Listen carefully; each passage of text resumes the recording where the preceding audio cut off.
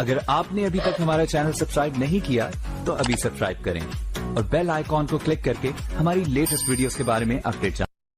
آئیے میرے خواجہ ہند کے راجہ غریب نواز نے کیسے دل جیتے، دل کیسے جیتے، ہندوستان کے 90 لاکھ لوگ کیسے مسلمان، سارے مکاتب فکر کے مولوی محنت کرتے ہیں قوم نمازی نہ بن سکی، سب لوگ مل جل کر بھی 90 لاکھ کو نمازی نہ بنا سکے، 90 لاکھ تو اپنی جگہ، 90,000 کو نمازی نہ بنا سکے، اور وہ 90 لاکھ کو کلمہ پڑھا رہے ہیں، وہ بھی کن کو؟ راجپوتوں کو، کن کو؟ برہمنوں کو، کن کو کلمہ پڑھا رہے ہیں؟ جو اپنے مذہب میں انتہائی سخت لوگ تھے ان کو کلمہ پڑھا رہے ہیں۔ آخر وہ کون سا طریقہ تھا؟ وہ طریقہ کیا تھا؟ یاد رکھیں سرکار غریب نواز رضی اللہ تعالیٰ نے اپنی پوری زندگی میں روٹی کا جو پاؤ ٹکڑا ہوتا ہے نا وہ بھی سوکھا ہوا ہمیشہ پانی میں بھگو کر کھایا۔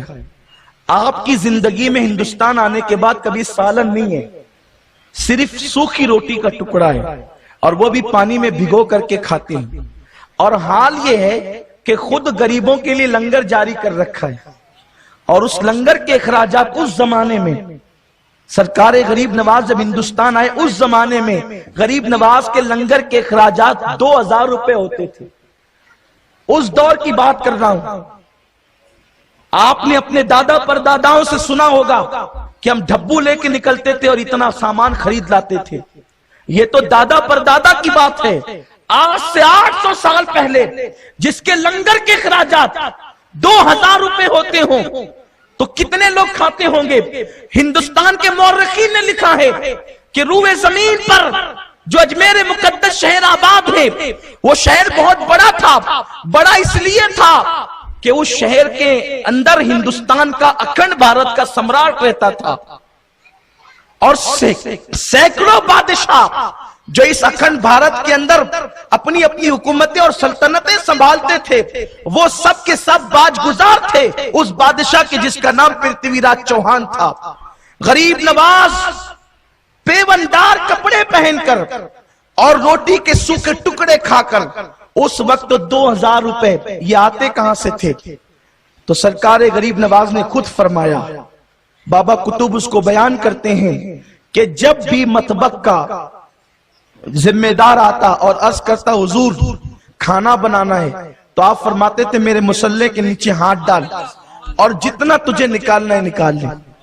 غور فرمائیں وہ کھلاتے تھے، وہ کھانے والے لوگ نہیں تھے، کھلانے والے تھے، وہ لوگوں کی مصیبتیں دور کرنے والے تھے۔ بڑے بڑے پنڈت، بڑے بڑے جوگی غریب نواز سے مناظرہ کرنے آتے تھے، وہ لوگ پورے ہتھیاروں کے ساتھ دلیلوں کے ساتھ آتے تھے کہ ہم اس فقیر سے جس کا نام معین الدین ہے مناظرہ کریں گے۔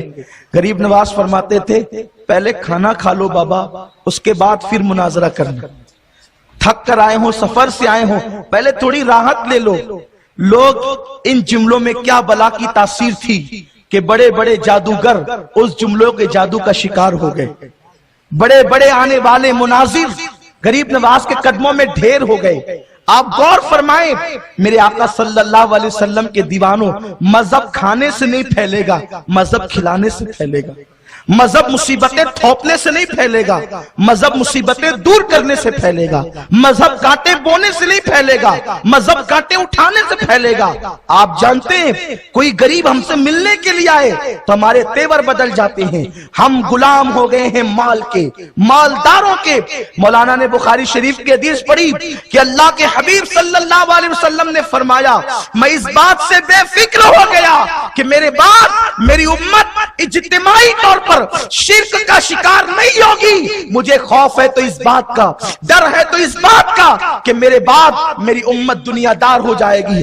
ہاں ہاں یا رسول اللہ، صدقتا یا رسول اللہ، تمہارے منہ سے جو نکلی وہ بات ہو کے رہی۔ آپ نے کہا تھا میری امت دنیا دار ہو جائے گی، یا رسول اللہ آپ کی امت کے خطیب دنیا دار ہو گئے، آپ کی امت کے اللہ اکبر صاحب جبہ و دستار دنیا دار ہو گئے، آپ کی امت کے حاجی و نمازی دنیا دار ہو گئے، اللہ ماشاءاللہ مال کے اور دنیا کے غلام ہو گئے۔ مالدار آتے ہیں تو ہم ان کے لیے اٹھ کر کھڑے ہو جاتے ہیں، غریبوں کے لیے ہمارے پاس کوئی محبت ہی نہیں ہے، کوئی ہمدردی نہیں ہے۔ غریب اگر مصافحہ کرنا چاہیں دل کی گہرائیوں سے، ہمارے پاس کوئی رسپیکٹ نہیں ہوتا۔